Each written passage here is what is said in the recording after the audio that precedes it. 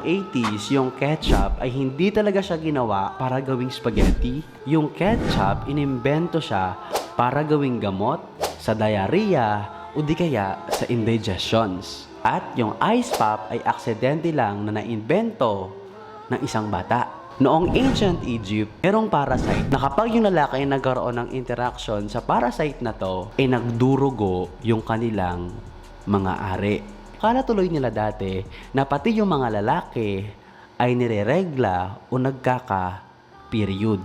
Alam nyo ba, yung sign na to ay ginagamit na noong 4th century BC sa ancient Rome. Alam nyo ba na some of the Spartans are gays? Kasi dati, they believe na kapag yung lalaki natulog kasama yung isa pang lalaki, ay sign to ng isang tunay na lalaki. At noong ancient Egyptians naman, they believe that beer is a source